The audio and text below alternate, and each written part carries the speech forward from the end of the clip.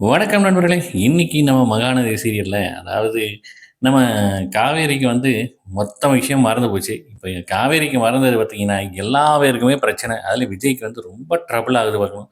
அவளுக்கு உண்மையும் சொல்லி புரிய வைக்க முடியல. என்ன செய்றதுன்னே தெரியாம இருக்காப்புல. ஏன்னா, இப்ப காவேரி வேற அ மாப்பிள்ளை வேற பார்க்க சொல்லிட்டாப்ல விஜய்ட்ட.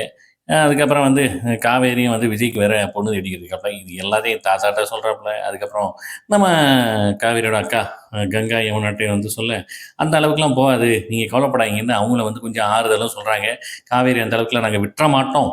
உங்களுக்கு தான் காவேரி, உங்களுக்கு கல்யாணம் பண்ணி வைக்கிறோம்" அப்படின்ட்டு நம்ம கங்காவும், யமுனாவும் ப்ராமிஸ் பண்றாங்க. சரின்ட்டு இது அவங்க அம்மா கேட்குறாங்க காவேரிட்ட. காவேரிக்கு கடுப்பு வருது. "நீ கொஞ்சம் கூட எனக்கு சப்போர்ட்டே பண்ண மாட்டேங்கிற" அப்படின்னு சொல்லிட்டு. இந்த பக்கம் அடுத்த நாள் காலையில பார்த்தா நம்ம காவேரி அவங்க அம்மாட்ட சொல்றாங்க, "விஜய்க்கு பயங்கர அலையன்ஸ் வந்திருக்கு" அப்படின்னு சொல்லி. அதில எனக்கு ஒண்ணு தான் வந்திருக்கு அப்படின்னு சொல்லிட்டு, அத இது சொல்லிட்டு போறாங்க.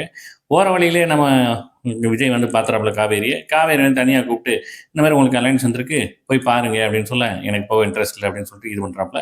"எனக்கு ஒரு அலையன்ஸ் வந்திருக்கு. நான் போறேன்." "எங்க போறீங்க?" அப்படின்னு கேட்கிறேன். "நான் அது ஏன் பர்சனல். நான் பார்த்துக்கிறேன்" அப்படின்னு சொல்லிட்டு மூக்கு உடைக்கிற மாரி நம்ம விஜய் மூக்கு உடைச்சுட்டு போறாப்புல நம்ம காவேரி. இதெல்லாம் அவங்க அம்மாட்ட யாரு நம்ம விஜய் சொல்றாப்புல. என்ன பண்றதுன்னே தெரியல.